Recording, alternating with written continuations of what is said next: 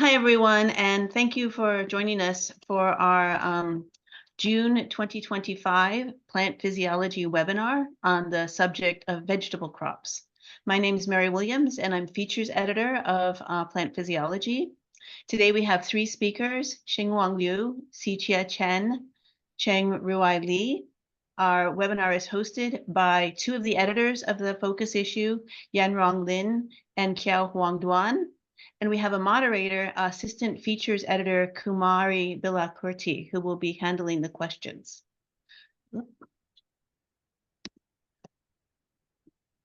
The focus issue is now online, and you can we'll hear more about it in just a moment.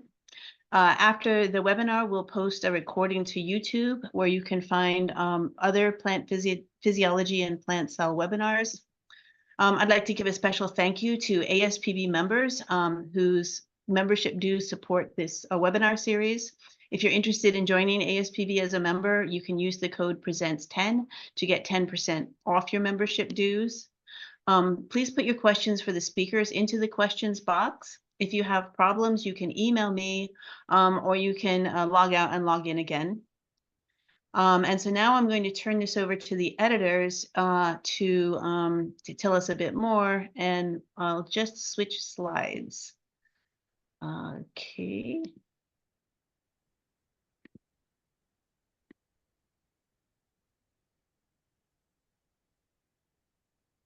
There we go. Okay, thank you. Over to you.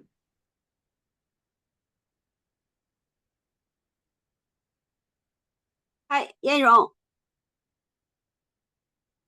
Sorry. Yeah. Good afternoon for those people in Asia. Good morning for those people in Europe. And for those people in America, good evening. Yeah, thanks. I'm Yanrong Lin, and the other host is Chao Hong Duan. We are also in Taiwan channel. Yeah, and thanks Mary to organize this webinar. Let the editors and the authors have a chance to introduce the focus issue on vegetable. Yeah. And yeah, I think it's very important. I think everyone is very familiar with the vegetables because we see the vegetables every day. We almost eat vegetable every day. Yeah, so vegetable is very essential for us, not only for calorie, also for the nutrients. And nowadays, more nutrition and the crop production threatened by climate increase us to focus on a lot of vegetable research. But maybe we'll go to next slide, please. Can I go? Yeah, so sorry. Mary, can you help me to go slide? Yeah, okay. Yeah, but it's not easy to work on vegetable because vegetable crops are derived or domesticated from 200 plant species, and we eat vegetables in raw or in fresh or we cooked, and we eat different organs like flowers, seeds, or fruits, and roots. Yeah. So that is a challenging, also very interesting for us to work on vegetable than the other crops. Yeah. On the other hand, vegetable crops also face the same problem, the biotic stress and the abiotic stress encountered climate change. And on the other hand, we need to boost the production of vegetable. So sometimes we incorporate the high throughput phenotyping and artificial intelligence analysis to implement smart agriculture in the vegetable industry. So I think the basic research always can help the agricultural industry well. So in this reason, we called this focus issue 2 years ago. And I think it's very good that plant physiology has this chance to bring awareness how the vegetable research are going on in the world. So next, please. Next slide, please. Yeah, so for this focus, issue, we collect 21 original research paper, 3 updates, and the 2 news and the reviews. And yeah, even they have about 200 plant species, but most people work on like the more important economic crops like a cucumber, pumpkin, poultry, and sweet pepper and tomatoes. And next, please. Yeah. So next, please.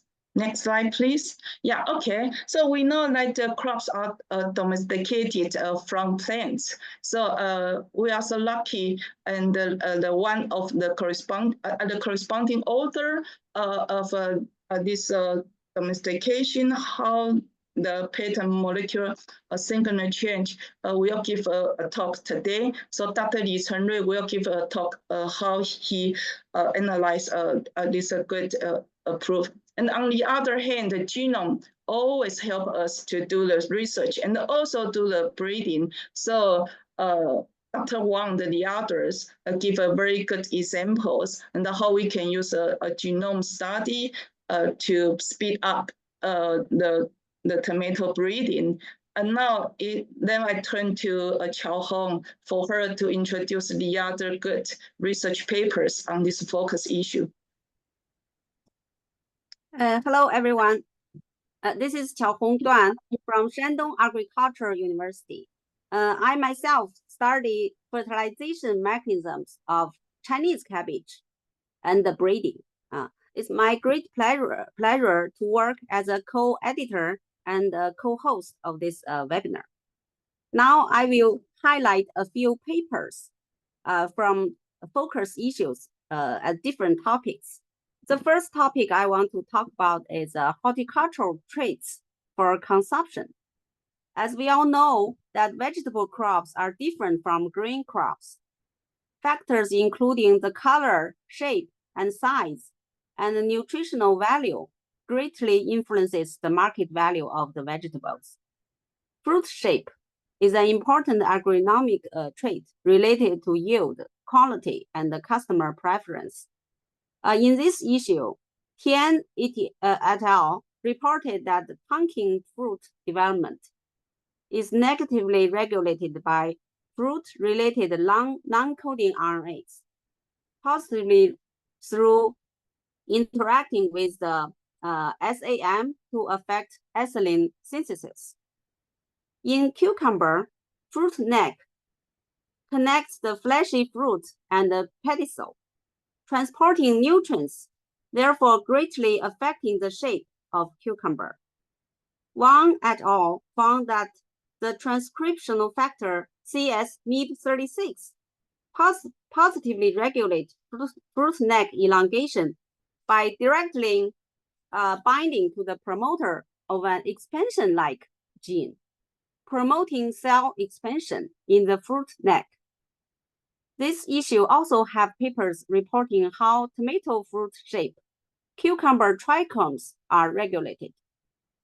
I will go to the, this is the next slide. I want to talk about the horticulture traits for cultivation and practice. As we all know that flowering occurs when plants transit from vegetable growth to reproduction.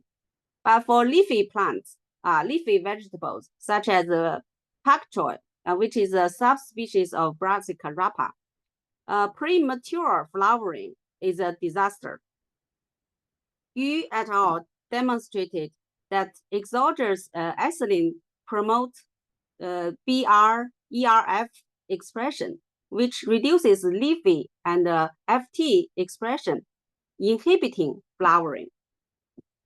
In sweet pepper, flower and fruit abortion can reach up to 70 to 80%, and flower and fruit abortion can be induced by various environmental signals. Chen et al. Built several climate rooms under different light conditions. They found that additional far red lights increase oxygen levels in shoot apex, promoting fruit abortion. We know that hypocotyl elongation is affected by light. Liu et al. Used a specific germplasm, 烯双版钠 cucumber. He assembled a nanopore-based genome and found that structural variations at 2 QTLs control hypocotyl elongation under low light. I want to go to the next slide, please. Yeah, so this issue also presenting quite interesting findings about the abiotic stress. We know that global warming is associated with increasing carbon dioxide concentrations. Wang et al. Reported that high carbon dioxide induce high glucose in the apoplast of tomato leaves. The high concentrations of glucose will bind to and triggers the endocytosis of the glucose sensor, which releasing the G protein alpha subunit GPA1 to positively regulate the thermal tolerance. So facing global warming, plants also must cope with drought stress and salt stress. Liu et al. Reported how plants integrate stress signals and regulate nitric oxide production. The nitric oxide will boost the SLP5CR activation and proline synthesis, increasing water use efficiency and ROS scavenging and sodium excretion. When subject to water deficiency, plants also exhibit a rapid increase of calcium concentrations.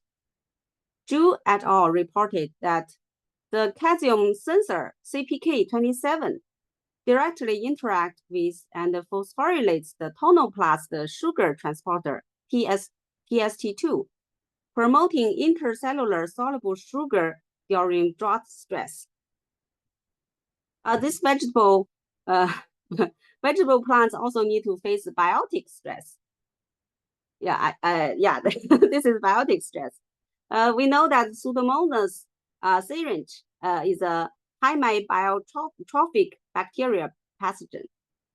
Yang et al. Reported that transcriptional factor SL-WAKI75 maintains auxin homeostasis to promote tomato defense against Pseudomonas syringe.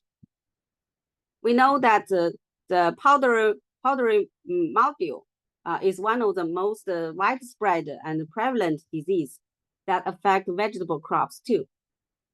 Mildew resistant locust O, which abbreviate as MLO, mediate broad spectrum durable and non-race specific resistance to powdery mildew. Mao et al. Developed a highly efficient multi-genome editing system in cucumber. He generated a series of CSMLO mutants from all of the 13 family members, producing a more efficient and environmentally friendly approach to battle against this disease. There's also a review article in this issue presenting the recent advances in the improvement of genetic resistance against disease in vegetable crops. So this is papers I want to highlight in this issue. So this focus issue, we also invited 3 speakers. So one is Xinwang Liu from China Agricultural University. And the second one is Sijia Chen from Wageningen Agricultural University. And Chenrui Li from Taiwan University.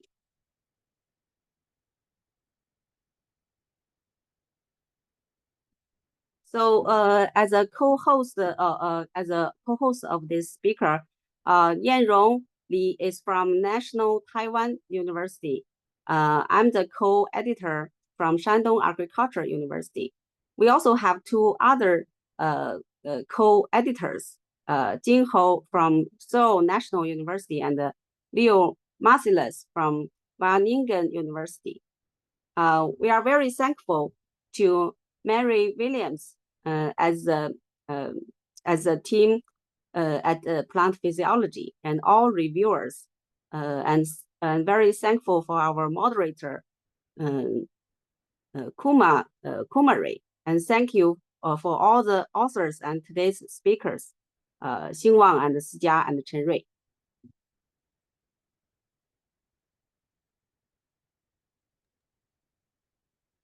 Great. Kumari, would you like to introduce the first speaker? Thank you.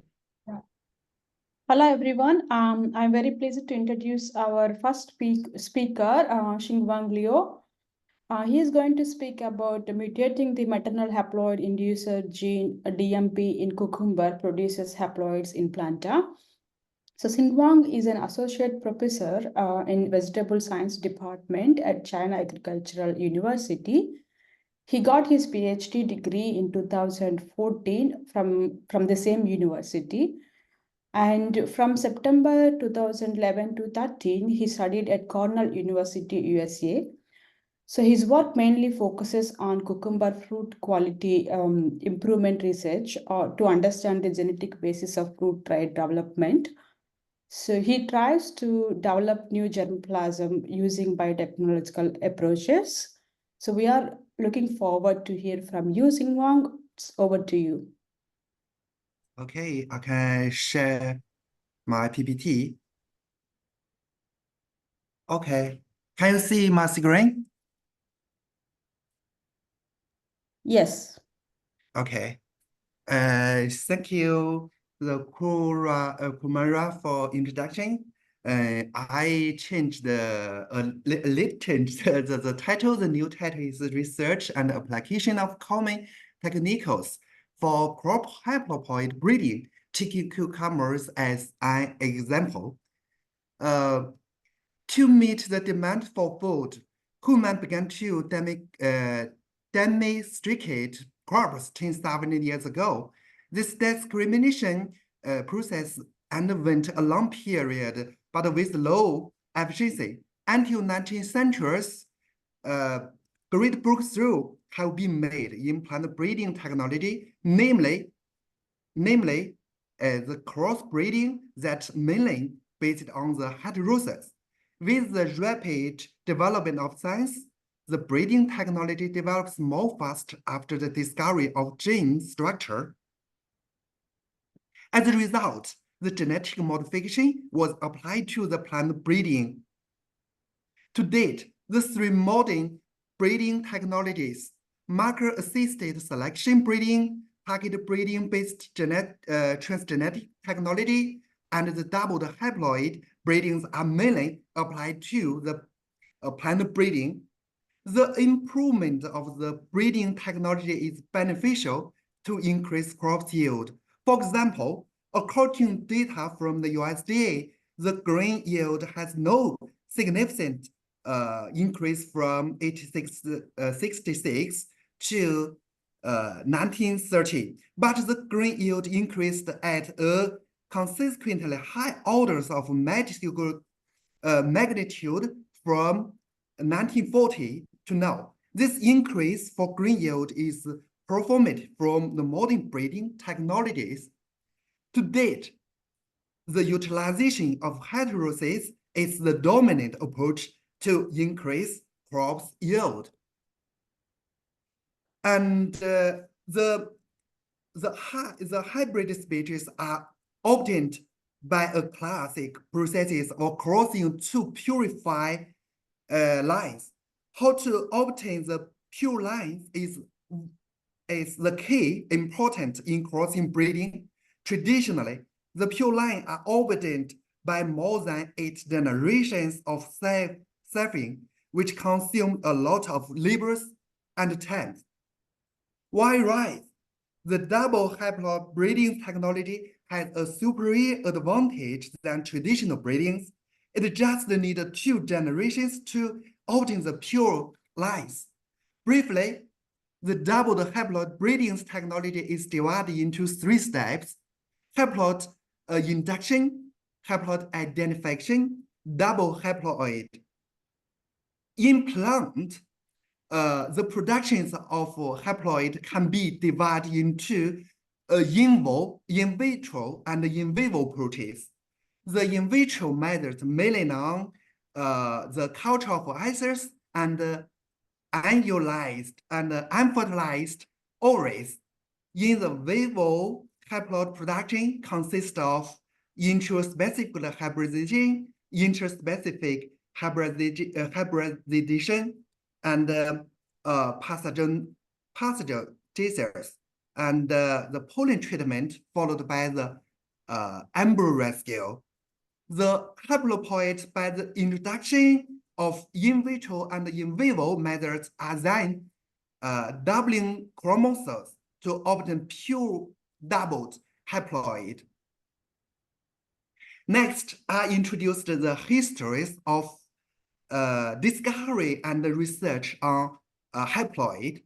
The first natural haploid was founded in the Guga in 1922. In 1952, the maize, the stalk 6, was identified as a haploid inducer that has a haploid induced rate of 11% to 16%. In 1964, the first in vitro haploid was obtained by culturing H answers. In 1970, the first haploid by embryo rescues from intraspecific hybridization was identified in Bali. In 2010, the first gene CENH3, we call it gene, that produced haploid through centromere-mediated chromosome disappearance was discovered in the Arabidopsis. Until 2013, more genetic basis for the production of the maize haploid-induced lines was found, namely the PLA. Importantly, among these various methods for haploid production, the haploid induction hybrid is the most convenient way of intraspecifically produced haploid. The development of haploid inducer greatly promotes the use of interspecific hybridization to produce haploid. For haploid inducer, IG1 was used as maternal haploid inducer with a haploid induction rate of 3%, but it has a negative effect on the male gamete with earlier abortion.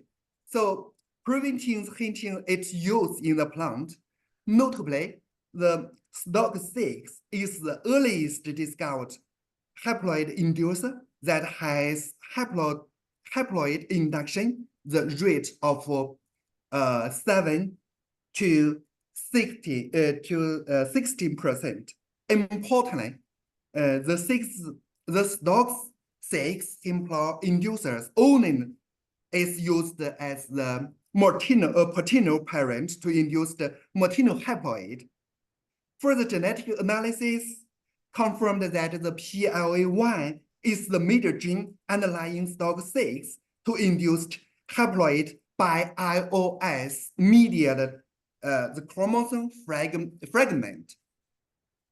In addition, the DMP was identified as synergistic factors of the PLA to improve the haploid induction in the maize, as well as the DMP also has ability of haploid induction. Moreover, the mutation of centromere histone 3 could also induce the plant haploid production. Furthermore, for the gene 3, the principle of haploid generation may be explained by the elimination of unipentyl genome for the inducer. The first hypothesis the variation in the centromere structures and number and the differences in their centromere size are not key determinations of the central mediated genome elimination. The hypothesis too is the chain 3's competitive loading model, in which the wild-type chain 3 was more competitive, result in the elimination of chain 3 in the induced line. In summary, to date, the mutations of the PLA, DMP, and chain 3 could be used as paternal or maternal parent to produce haploid. The PLA and the DMP only be used as a paternal parent, in which the induction mechanism of the PLA might be explained by fragment of chromosome, but the induction mechanism of the DMP is still unclear. So it needs further explored. Chain 3s can induce haploid in hybridization as both male and female, and can produce the haploid with any target genome background. The induction mechanism of chain 3 is explained by the genome elimination. So why we choose the cucumber as our target? The crops, the cucumber is an economic vegetable crops cultivated worldwide. From this slide, we can account for the 11% around the world in the month. And the cucumber have different ecotypes in China and Europe and in America. So nowadays, the traditional breeding is the dominated approach in the cucumber new varieties breeding. So developing haploid inducer is beneficial to accelerate the cucumber breeding processes.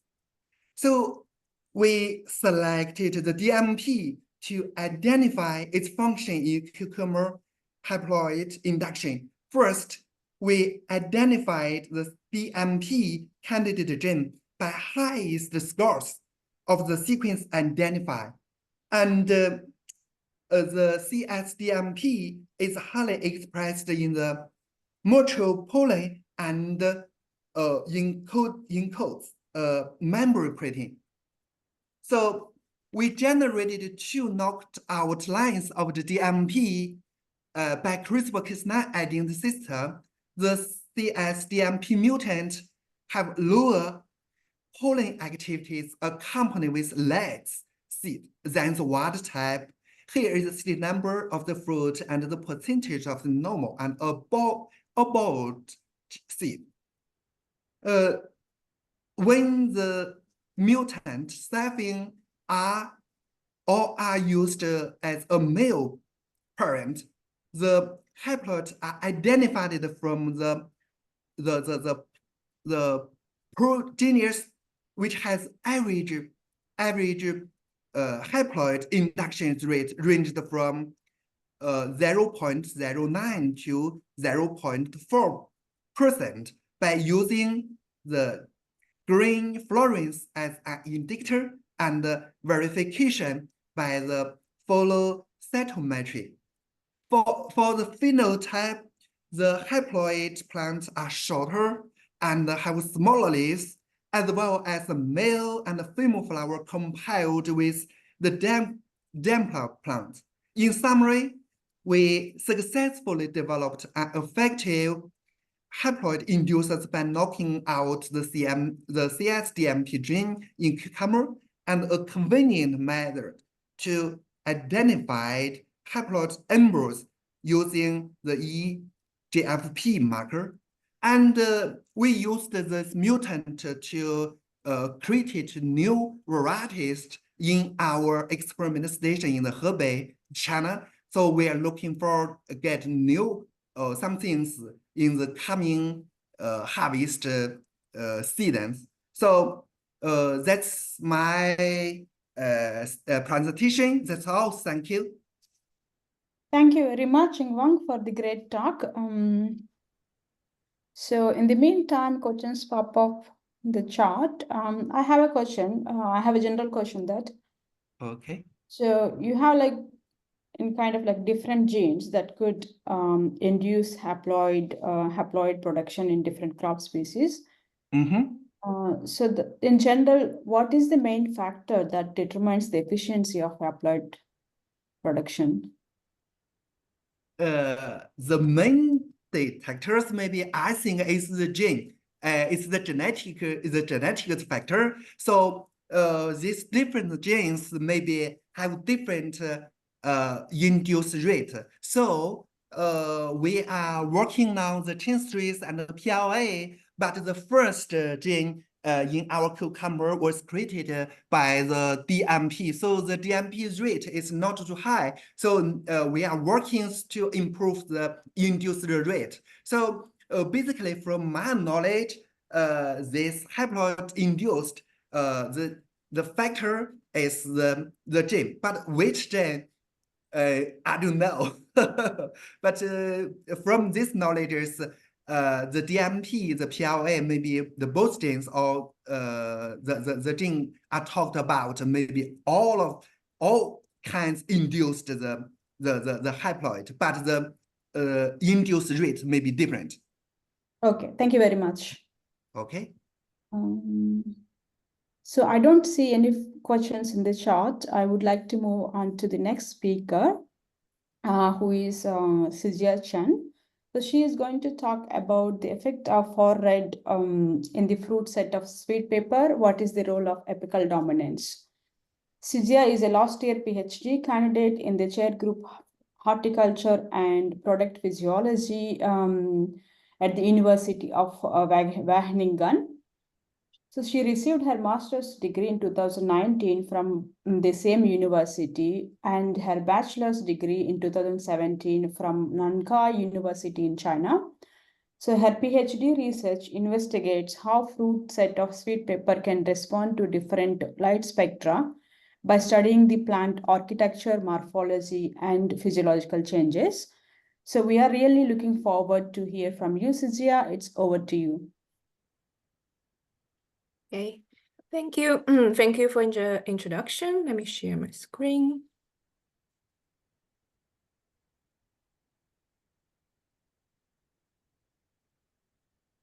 Okay. And also I want to thank for the invitation. This is a great opportunity for me to share my research here.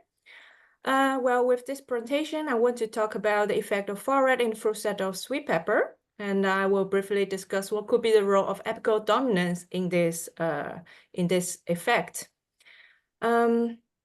Yes, okay, let's start with fruit set. Fruit set actually, it was mainly defined as when the flower can successfully develop into a fruit, which means it's a very important factor in agriculture for many crop species. And in sweet pepper, it's particularly important because the fruit set percentage is generally low, even in a protected agriculture system. So of course, this limits yield. And also in a long-term cultivation in greenhouses, the fruit set of sweet pepper could show a fluctuation. So there will be a period with a high fruit set, followed by a period with very low fruit set, and then a period of high fruit set again. And this is mainly because of the inhibition from the older fruits to the growth and set of the younger fruits and flowers. So because of this, you will also cause a fluctuation in the yield. Of course, that growers doesn't like that. So since the fruit set is a very crucial process in many crop production, we're thinking how we can regulate it by the environment. And particularly in this research, how we can regulate it by light spectrum. And in this research, we focus on the far radiation. Far radiation is outside the range of the visible light for human eyes, but it is very important for the plant growth and development. So here is just an example from a review showing that far red together with red it can influence a very wide range of the plant development process. And also recent studies shows that, okay, it also influences the photosynthesis. So in our research, we want to know if the fruit set can be added to this long list. So in our preliminary study, we did some climate chamber experiment. So the plants are grown under the LED lights, and the control treatment are without any fluoride. And we add 2 different levels of fluoride during the day, and also have 1 treatment with fluoride only at the end of the day.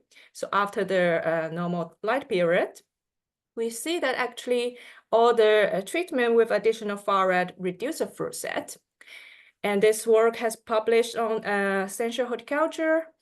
We also later verified these findings with different LED spectrum and another cultivars as well. They're all like commercial cultivars. So our next question is why? So why fluoride could reduce the fruit set here? So our hypothesis is about apical dominance because in some species, it's reported that fluoride can enhance apical dominance. And in sweet pepper, we know that abortion is actually a absation process. From this photo, you can see that, okay, the absation zone is located at the base of the petioles of the flowers. And if the absation zone stay inactive, the fruit can continue developing and the fruit set can happen.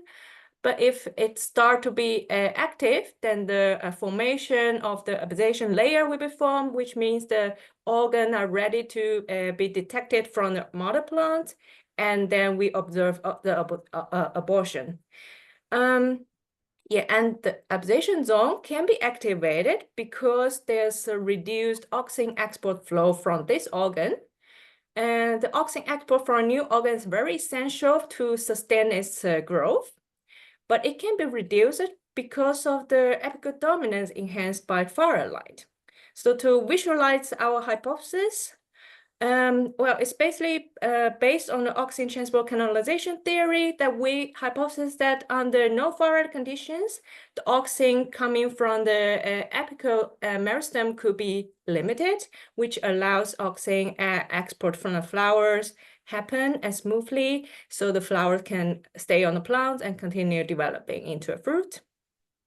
But under the fluoride conditions, apical dominance is enhanced, so it's possible that the base petal oxygen stream becomes much stronger, so you inhibit the oxygen export from the flowers because of the competition for the channels. So based on this, we start to test this hypothesis. So first, we try to confirm the fluoride indeed increased the apical dominance in pepper. So as you can see on the photo, that pepper actually follows dichotomous branching, which means it doesn't have a single apical meristem. We found some indicators showing that actually fluoride increased apical dominance. So under the additional fluoride, we see that the outgrowth of axillary buds is decreased. So on the right side here, the plants are, I removed the leaves so you can see clearly the structure and the axillary buds. So with fluoride, the axillary buds is very little. And we also see the 2 branches coming from one node becomes much more different in size compared to the plants growing under no fluoride. And in the end, we also tested the oxygen concentration in the dominant apex at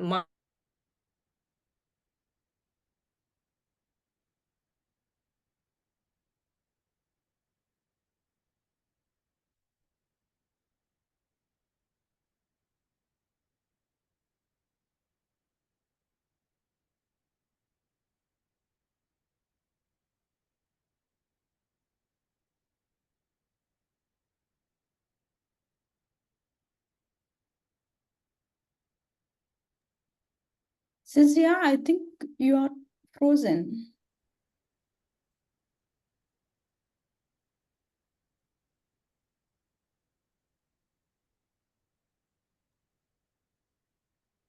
So it's not just me. Yeah. Oh dear, I think she's, oh dear. Wait a moment, we'll see if she can get back in. Yeah, yeah. It was great talk up till now. Hmm. Really enjoying that. The picture of the cucumber with Yes. no leaves was quite striking. Let's see. I email her, but if she's not back on in a second, we can switch to the third talk and then she Yeah. can finish afterwards. Okay. Let's just give her a moment to see if she comes back. No, she's definitely offline. All right, let's go ahead and switch to the third talk. And then we'll finish her talk in a moment. Okay, yeah. Okay, our third speaker, but not the least, is Chang-Rui Li. He's going to speak about variable patterns of molecular variation during crop domestication. Cheng-Rui is an associate professor jointly affiliated with the Institute of Ecology and Evolutionary Biology and the Institute of Plant Biology at National Taiwan University. Previously, he was working on the population genetics of wild brassicaceae species. His lab is mainly focused on Asian crop domestication process and the evolution of crop wild relatives. Recent works involve the evolutionary history of bitter gourd and how ecological factors affect the expansion, root, and morphological diversification of mung bean. So we are excited to hear your talk. Cheng-Rui, over to you. Hello.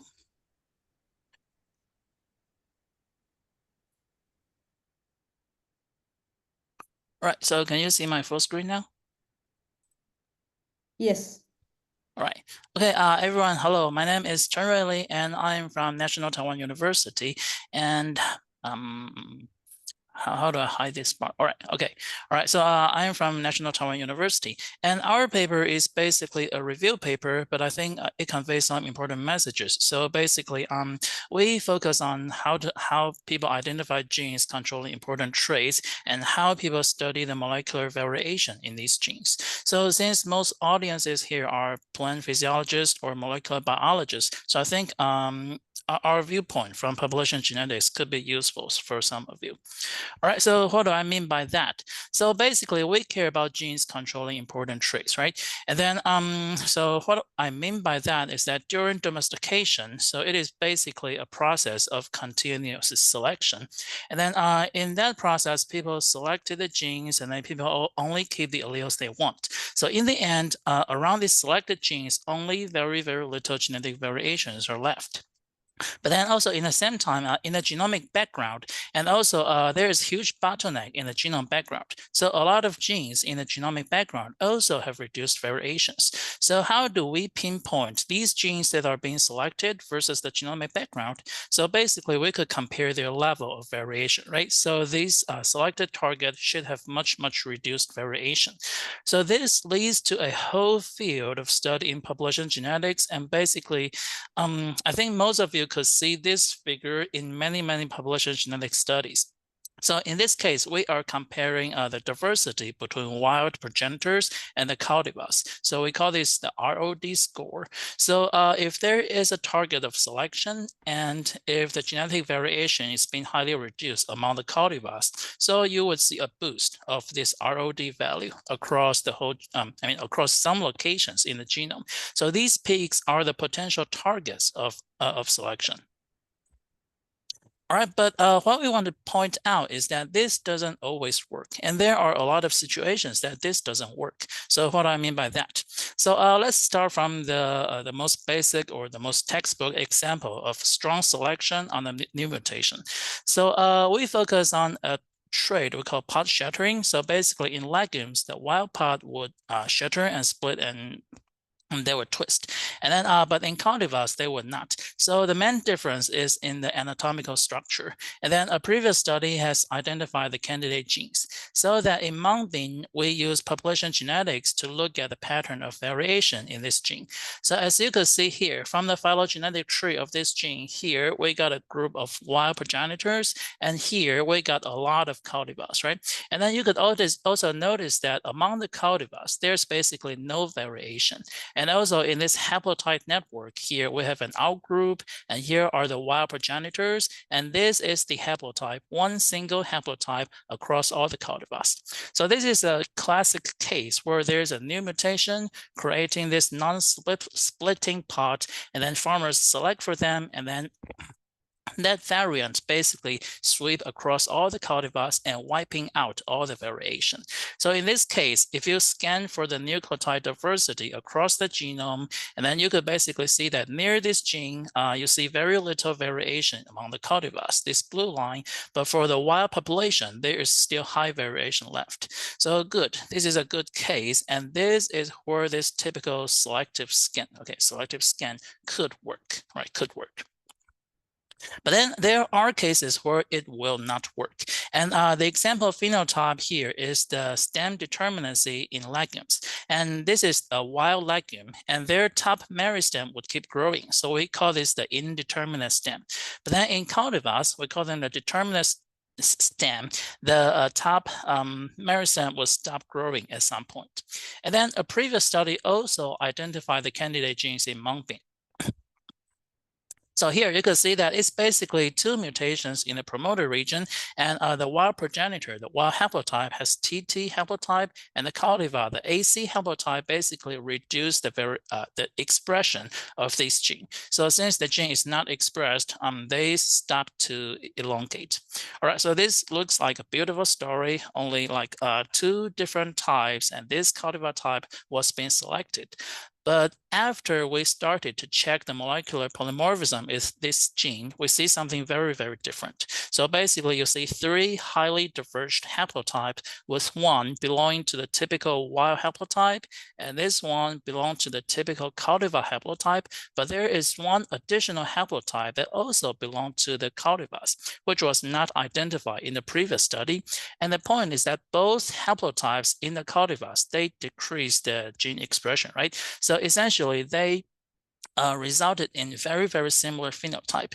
And this in this haplotype network, you can see it is basically a mess, right? So basically, we have a lot of ancestral variation, and then upon selection, these two different highly diverged haplotypes already existed.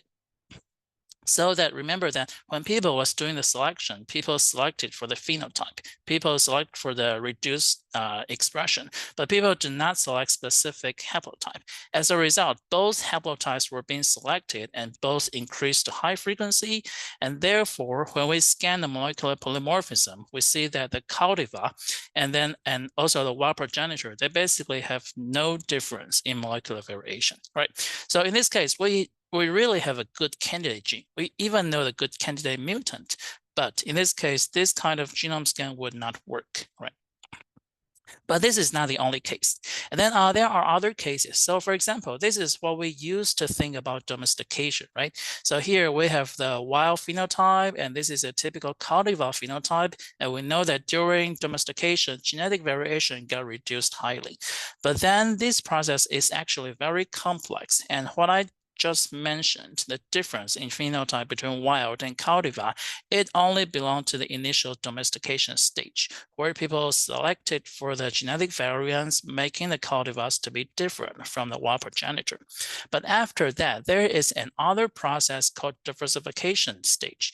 Basically, the cultivars started from the domestication center and it spread across the whole world. And when it was spreading, it needed to experience different environments and different local human preferences. So it becomes questionable that whether during this process, the genetic variation is really reducing, right? And then later, there will be a modern improvement stage, which is not our focus today. Okay, so here I provide one example, and that's also in our review paper, an example of how environments could work together with humans to promote the diversification even within the cultivars. So mung bean was domesticated in India, and our population genetics studies show that after it was domesticated, it first spread to Southeast Asia, and then to East Asia, and then to Central Asia. So this is interesting because Central Asia is pretty close to South Asia, right? right? But why didn't the South Asian beans simply spread to Central Asia?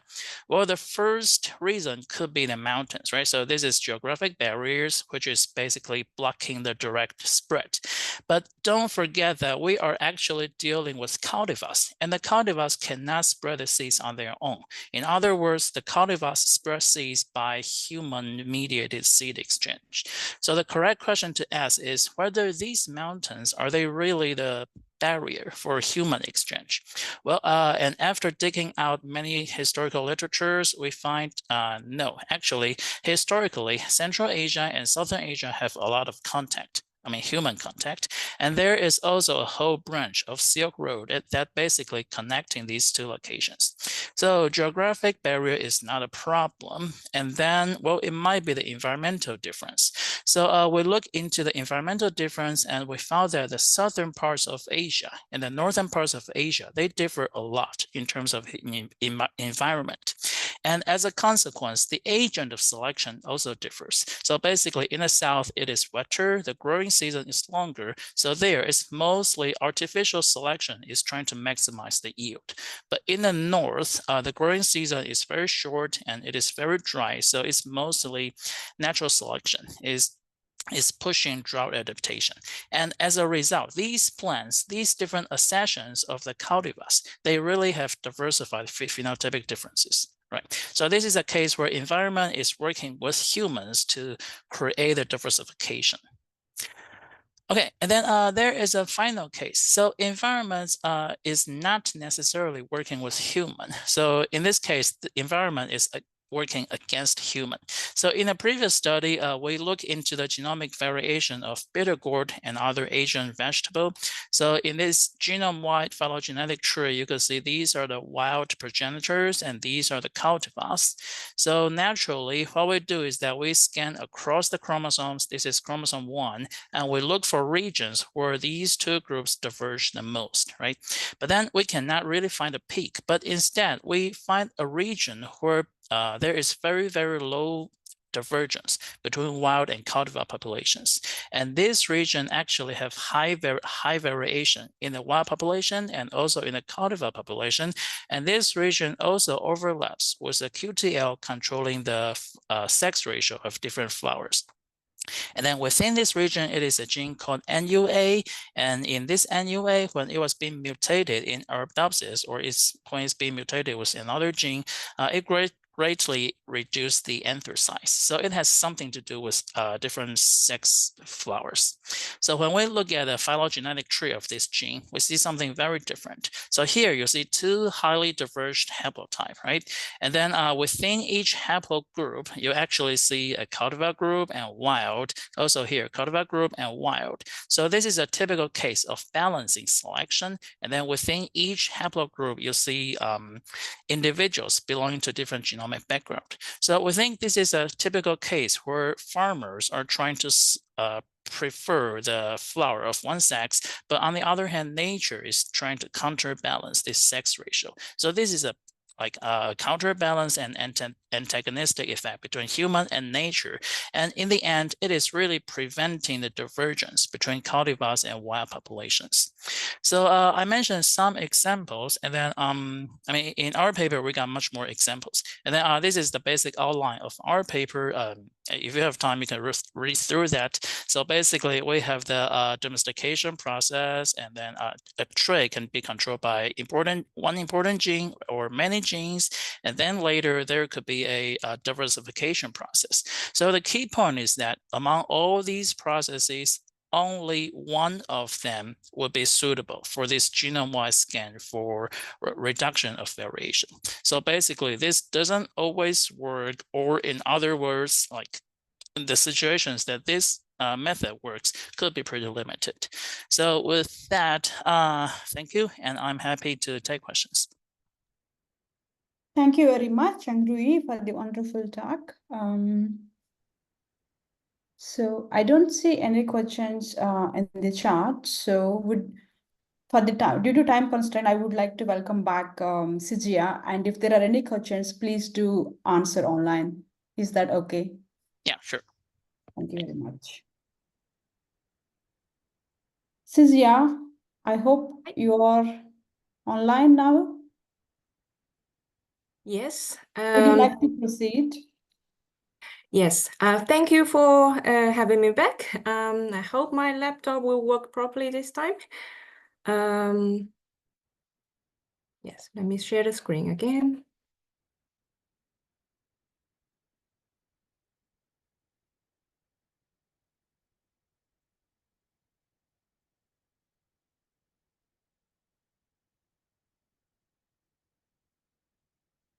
You can already see it, right? Yes. Okay. So I heard that I was lost in this slide. So I will wrap up quickly here. So basically from the first experiment we did, we confirmed that the far right can increase the apical dominance in sweet pepper by the observation of the acelerated buds and the unbalanced branching and the higher auxin levels in the dominant apex of the sweet pepper shoots. So later on, we did the experiment of decapitation. So the plants, we just have plants with or without the apex meristem and have them grow under with or without far right. And interestingly, we can see that when the apex was present, we can see the far right reduce the fruit set. When the apex was removed, we can see the far right does not influence the fruit set anymore. And in both cases, the fruit set was increased. So this meaning that actually the shoot apex actually does play a role in inhibiting the fruit set and also mediating the effect of far right on reducing the fruit set. But a decapitation changed too much from the for the plant growth. So we want to focus on the basic petal auxin stream. So we use a chemical MPA to block the auxin transport in the stem above the flowers to see if that will rescue the fruit set under the far right. However, we can see that actually applying MPA did not change the fruit set in either of the conditions. And we wonder if the MPA application is effective. So we also check the auxin concentration in the stems. So we see that after applying the MPA, the auxin concentration in the stems was largely reduced, which means that MPA does its work to block a major part of the auxin in the stems, but it doesn't influence the fruit set. In another experiment, we try to replace the apical shoots with NA. As you can see here, between these two treatments, that applying NA did not influence the fruit set either, compared to the plants without NA. And we also check if the NA application is effective. We see that the natural auxin IAA is influenced by applying NAA. And also, I didn't show the data here, but we see the number of accelerated shoots outgrowth is also influenced, which means NAA is also effective, but it doesn't influence the fruit set. So from here, we start to wonder, it seems that the basic petal auxin stream did not directly influence the fruit set. So the next step we did is to suppress the auxin production in apex directly by applying the eucasin, this chemical. It's auxin biosynthesis inhibitor. And we see that actually applying eucasin increases the fruit set in both light conditions. And accordingly, we also see the auxin levels in the apex was reduced by applying this chemical, which means it works as we wanted to. But it seems this results a little bit contrasting to the previous two experiments. So we want to know what could be the a better or more possible explanations here. So think back to the decapitation, that decapitation also means that there's no new shoot growth because the apical meristem was removed. And here in this experiment, we also see that applying eucasin also slightly arrested the shoot growth and the plant height was slightly reduced. So we are starting to think that maybe it's more about the competition between the growth of shoots and the growth of flowers. So continue from that, we also check the sugar content and the related enzyme activity in the flowers. Here is just a few results that we have. So we see that actually in the flowers at emphasis, which means when the flower just opened the petals, the sucrose accumulation in the flowers was reduced by the far right. And accordingly, the sucrose cleavage activity by acid inverters and cell wall inverters was also reduced by far right. And this enzyme works as breaking down the sucrose into glucose and fructose to feed the downstream reactions. So considering sucrose is a main energy source for flowers because they are not doing photosynthesis themselves mostly. And also sucrose is a main carbohydrate imported to flowers. We think that this could be very relevant to the reduced fruit set we observed under the far right. So here it comes to our alternative hypothesis that far right increased apical dominance. And this will mean that there's a higher, a stronger competition for assimilates between the apex and flowers. And this could cause the less sucrose imported to flowers and cause less fruit set. As in the literature, they show that there's less sucrose available, there will be less fruit set. However, from our data here, we cannot directly prove this hypothesis, but it will be interesting directions for the future. So in conclusion, we found that far right can increase apical dominance in sweet pepper. However, for the base petal oxygen transport is not the main reason, or is not the direct reason for the far right stimulated food abortion. And instead, the assimilated competition could be the main reason. But the further investigation is still needed here. So in the end, I want to thank my supervisors and also other colleagues and collaborators. And thank you for attention. And yeah, I want to give the word back to the moderator. Thank you very much, Sizia, for the nice talk. I think we are slightly running late, but we might take, there are a couple of questions. We might go for one question. So hello, do you think far red light is better implemented during photo period or end of the day in indoor farming in terms of oxygen induction by apical dominance? If I repeat your question, you mean if red light is better for? No, if the far red light is better, whether like during the photo period or end of the day. Yeah, so based, yeah, okay. So based on my research, applying far red during the day or at the end of the day will both reduce the fruit set. But of course, if they will trigger some difference in the plant morphology, and that may influence the source sink ratio, etc.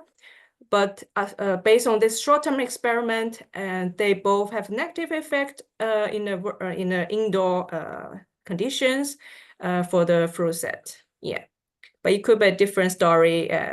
For example, under the sunlight in the greenhouse. Okay, thank you. So there are two questions in the chart. Would you like to answer them online so that I could hand over to the editors? Yeah, no problem. Yeah. Thank you very much. So over to you, Androng and Kuang. Hi. Yeah, okay. Yeah, maybe Xiaohong, you go first, or yeah.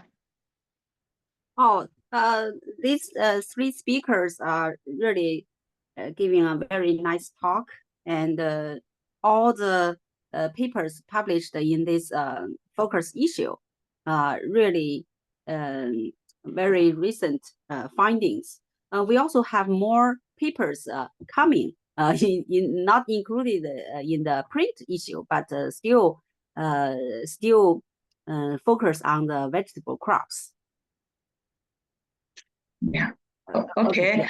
Yeah. Okay. And yeah, I thanks a moderator to Murray and all three speakers because of their background introduction led us to understand the paper's contribution more.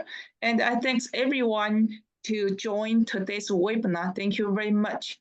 Then we go back to Mary. Mary, it's your floor now. I just repeat what you said. Thank you, speakers. Thank you, hosts. Thank you, moderators. It was a great talk. I really enjoyed all three of them. I'm going to go get my breakfast. It's made me hungry looking at these beautiful fruit. And Yeah. we'll have this online soon. And thanks again for putting together this wonderful focus issue and focus collection with the new papers coming in. Thank you, everyone. It was Thank you, everyone. Thank you. Thank you. Thank you. Bye bye. Thank you. Yeah, Bye. bye. Have a good day. You too. Bye-bye. Thank you.